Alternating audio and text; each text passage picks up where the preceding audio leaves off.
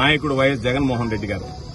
ఆయన పాపం మేము గాని మాకు సంబంధించినటువంటి నాయకులు, కార్యకర్తలు, కుటుంబ సభ్యులు లాంటి జిల్లా ప్రజలు కష్టకాలంలో ఉన్నప్పుడు, ఆందోళనలో ఉన్నప్పుడు ఆయన కనీసం నెల్లూరుకు రావడానికి కూడా నియమ నిబంధనలు పెట్టి నియంత్రించేటువంటి పరిస్థితి వచ్చినప్పుడు వాటన్నిటినీ లెక్క చేయకుండా, లక్ష్య పెట్టకుండా, ఎన్ని రకాలైనటువంటి అవమానాలు వచ్చినా, ఎన్ని రకాలైనటువంటి ఇబ్బందులు వచ్చినా సరే వాటన్నిటిని అధిగమించి నా అనుకున్నటువంటి వాడికి నేను అండగా నిలవాలనేటువంటి లక్ష్యంతో ఈరోజు నెల్లూరుకు రావడం.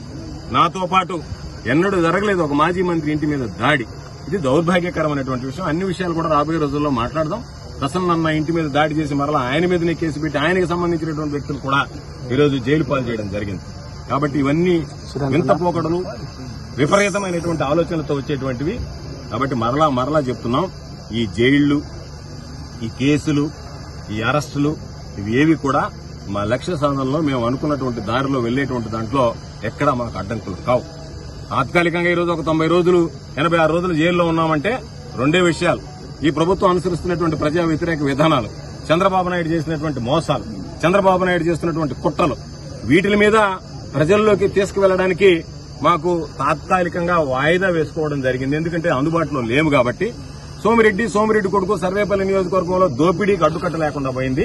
కాబట్టి వీటన్నిటి మీద కూడా భవిష్యత్తులో విచారణ జరుగుతుంది. ఎవరెవరు ఏమేం తప్పులు చేశారో బయటపడతాయి.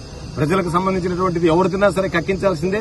అందుకే నేను ఎక్కడా కూడా మరొకసారి మీ అందరికీ స్పష్టంగా చెప్పదలుచుకున్నాను, ఎక్కడా కూడా ఏ కోర్టులో కూడా జరిగినటువంటి అన్ని కేసుల్లో కూడా నేను తప్పు చేయలేదు, నాకు బెయిల్ ఇవ్వండి అని అడిగాను తప్ప నాకు ఆరోగ్యం బాగలేదు, ఇంకో కారణాలు ఉన్నాయి ఎక్కడా కూడా 8 కేసుల్లో ఎక్కడ ఒక్కదానిలో కూడా అడిగినటువంటి దాఖలాలు లేవు.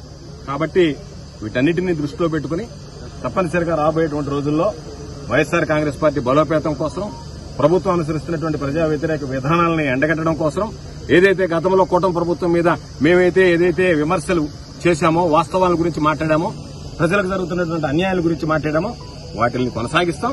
మా పంతా కొనసాగుతుంది. సర్వేపల్లి నియోజకవర్గ దోపిడీ మీద అడ్డుకట్ట వేసేటువంటి ప్రయత్నం చేస్తాం.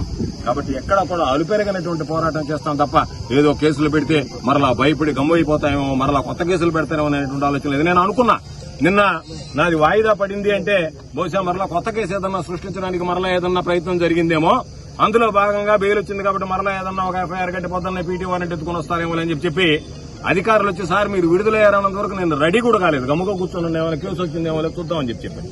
అధికారులు చెప్పారు సార్ మీకు టైం అయింది, రిలీజ్ అయ్యవచ్చు, రిలీజ్ అయ్యే టైం అయిందన్న తర్వాత బయలుదేరించారు. కాబట్టి వాటికి ఏం భయపడేటువంటి పరిస్థితి ఉండదు. మానసికంగా సిద్ధంగా ఉన్నాను, ఆరోగ్యంగా ఉన్నాను, ధైర్యంగా పోరాడతాను తప్ప ఎక్కడా కూడా మరొకటి చేసేటువంటి